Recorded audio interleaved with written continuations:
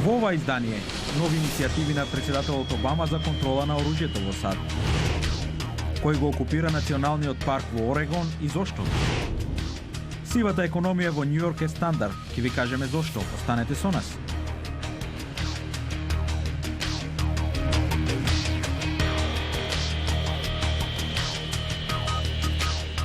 Добро вечер. Го гледате ТВ журналот Newsflash на гласот на Америка на македонски. Јас сум Гоце Јаневски. Додека ова го јавуваме, американскиот председател Барак Обама во Белата куќа презентира детали за неговата нова иницијатива за намалување на насилството со оружје. Ја користи извршната наредба како легислативна форма и тврди дека е во рамки на уставните овластувања. Еве што вклучуваат некои од најавените мерки. Белата куќа најави дека ќе се прават повеќе безбедносни проверки, поефикасно ќе се спроведуваат законите за оружјето, ќе се зголеми третманот за ментално здравје и ќе се направат поголеми истражувања во областа на технологијата за безбедноста на оружјето. Вооружените антивладини активисти продолжија со окупацијата на националниот парк во сојузната држава Орегон и покрај тоа што иницијалниот повод за протестот враќањето во затвор на таткото и синот, кои биле осудени на ослужување казна заради пожар на владин имот. Портпаролот на Белата куќа Џош Ернест изјави дека председателот Барак Обама е запознаен со ситуацијата и се надева дека проблемот може да се реши на мирен начин и без насилство. Во продолжение на емисијава ќе ви дадеме повеќе детали за настаните во Орегон. Кувајт им се придружи на саудиските сојузници во дипломатската акција против Иран, откако демонстранти ја нападнаа амбасадата на земјата во иранскиот главен град. Лути поради екзекуцијата на шиитски свештеник во Саудиска Арабија. Иранскиот председател Хасан Рухани ја критикуваше одлуката на Саудиска Арабија за прекин на врските. Советот за безбедност на Обединетите нации во соопштение го осуди нападот врз амбасадата на Саудиска Арабија и го повика Иран да ги почитува меѓународните обврски за заштита на дипломатските представништва и ги повика засегнатите страни да одржат диалог и да превземат чекори за намалување на тензиите во регионот. А администрацијата на Обама ја предупредила Саудиска Арабија за можните последици од екзекуцијата на шиитскиот свештеник. Портпаролот на Стейт Департментот Џон Кирби во истиот дух кажа: "Ние сме особено загрижени дека екзекуцијата на Ал Нимер ќе ги влоши секташките тензии во време кога тие подитно треба да се намалат." Жестоките муслимански ривали Саудиска Арабија и Иран ги прекинаа дипломатските односи откако Ријад изврши екзекуција на водечки дисидент, шиитски свештеник. Што значи ова за состојбата во регионот од прилогот на Шарон Бен?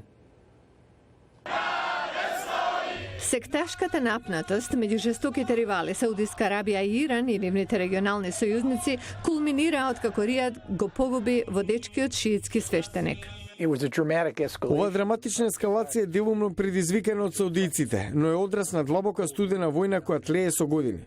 Техеран го обвини Ријад за предизвикување анархија во регионот. Работите што ги направивте во минатото како создавање терористички групи што донесе за регионот, ништо повеќе од колку хаос. Која е целта освен создавање хаос во Сирија, Ирак насекаде? Шиитските муслимани во Багдад ја споредија акцијата во Ријад со милитантите на сунитската исламска држава. Но Ријад исто така погуби и десетици екстремистички сунитски дисиденти. Ова е начин на испреќање јасна порака до перспективните шиитски дисиденти и сунитски џихадисти. Без оглед на намерата, екзекуцијата на свештеникот, шеикот Нимер Ал Нимер, најверојатно ќе предизвика секташки тензии во регионот. Војни се водат во моментот во Сирија и Јемен, во Ирак. Има тензии на места како Бахрейн и Либан и со ова поделбите меѓу сунитите и шиитите уште повеќе се продлабочуваат. А тоа може да им наштети на дипломатските напори за прекин на војната во Сирија. Како сега иранците и саудиците да седат заедно на маса? Саудиска Арабија се бранеше велејќи дека Иран, незиниот сојузник и шеикот Ал Нимер промовирале тероризам. Американските власти работат на разрешување на напнатата ситуација во северозападниот дел на сојузната држава Орегон, каде што група од 100 антивладини паравојници од саботата окупираат национален парк, протестирајќи против затворската казна изречена врз 20 локални фармери.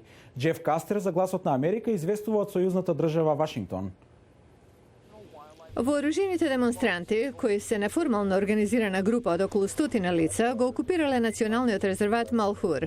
Тие се предводени од Амон Банди, чие семејство беше во центарот на инцидентот поврзан со правата за напасување на добитокот на федерално земјиште во Невада во 2014. steps outside of its. Кога владата ќе ги пречекори овластувањата дадени од народот, должност на граѓаните да ја вратат владата на своето место. Ние во моментов никого не изложуваме на ризик, не загрозуваме никого, нема да му наштетиме на никого, но ако тие тоа го сторат, тоа ќе биде заради една зграда, ќе дојдат овде и ќе убиваат. Окупацијата на резерватот е дел од поголем протест за поддршка на локалните фармери Двајт и Стивен Хамонд, кои беа осудени на 5 години затвор за предизвикување пожар на федерално земјиште кој им било доделено за напасување на добитокот. Демонстрантите негодуваат што судот наредил враќање на фермерите во затвор. Од семејството Хамонд изјавија дека и двајцата сакаат да се предадат и да ги служат казните. Хорхе Калзадила дошол од Аризона да биде сведок на настанот, веле дека е симпатизер на групата, но не и на актот. Разговарал со неколкумина овде, ме праша дали сум поврзан со групата и кога им реков дека не сум, дознав дека тие не се срекни поради тоа. Тие луѓе ги сметаат за аутсайдери, не се дел од нивната заедница. Банди вели дека случајот е симптом на поголем проблем. Според него, американската влада наметнува преголеми ограничувања за користење на земјиштето, што предизвикува економска штета. Има околу 20.000 улични тезги во Њујорк и 90% од нив ги држат имигранти. Постоењето на црниот пазар во градот е норма, зашто има малку дозволи за задоволување на пазарот. Оние кои се против и оние кои се за уличната продажба имаат едно заедничко. Сите се согласни дека системот не функционира. Бернард Шусман има повеќе. Мохамед Баргаш и неговата сопруга Хода продаваат храна во Долен Манхетен. Египетско-американската двојка ги храни оние од Wall Street веќе 17 години. Тој е регистриран, но мора да изнајмува дозвола за плаќање процент од неговиот приход на оној што ја добил дозволата. Има премногу луѓе кои се пријавуваат за дозвола, нема доволно за истите луѓе кои се регистрирани да имаат дозволи. Ако имате 10.000 регистрирани лица, имате само 4.000 до 5.000 дозволи. Нема промена во бројот на издадени дозволи за последниве 34 години. Во исто време, имигрантската популација е променета и многумина ризикуваат да бидат казнети или трошат илјадници долари на црниот пазар, изнајмувајќи и продавајќи дозволи. Градската управа знае за тоа. Се чека по 15 години за официјална дозвола од градот. Заради тоа постои црниот пазар каде се добива за 20 или 25.000 за 2 годишна дозвола, иако градот наплаќа само 200. Традиционалните бизнеси не се одушевени од уличните продавачи, зашто им земаат дел од заработувачката со ефтини и лажни производи и храна, која се смета дека е понеквалитетна од ресторанската. Ден Писарк е од партнерството на 34-та улица. Оние што оперираат со тезгите не се истите кои ги добиле дозволите. Кој знае каде живеат оние кои ги добиле дозволите. Ако запрашате кој да е од демонстрантите, ќе видите дека постои антиимигрантски однос кон уличните продавачи, но еден член на градскиот совет што ги поддржува уличните продавачи вели дека њујорчаните се сите имигранти. Нема еден њујорчанец кој не е емигрант, sejedno дали прадедото бил евреин, ирец, италијанец или северноамериканец кој се преселил од југот, па и нова група имигранти од Јужна Америка, поранешен Советски сојуз или Африка. Сите сме имигранти во овој град. И така, многу луѓе бараат работа. И за многумина првата работа е да научат како да продаваат храна или друга стока на улиците на Њујорк. На преминот од една година во друга, кога го подзапираме темпото да си посакаме убави желби и кога стануваме посвесни за релациите важни во нашите животи, сакаме уште еднаш да ви кажеме колку ни значи вашата поддршка, со мал знак на внимание. Календарот на Гласот на Америка. Ќе го добиете директно на вашата адреса, ако поидете на нашата интернет страница glasnaamerika.com. Од сите нас, срекни празници! Го гледавте Ньюсфлеш на Гласот на Америка на македонски. Јас сум Гоце Јаневски од студиото во Вашингтон. Емисијава и повеќе информации може да најдете на нашата интернет страница glasnaamerika.com. Пријатна вечер, до гледање до утре.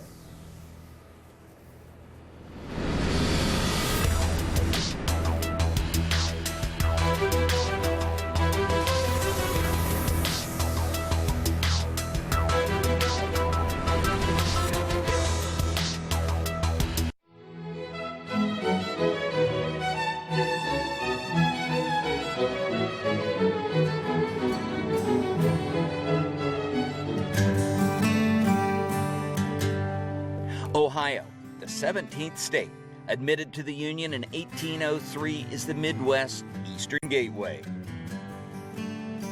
Originally controlled by the Iroquois Indians, Ohio starts in the east in the rolling hills of the Alleghenies, eventually giving way west to the flat, rich farmland of the Great Plains.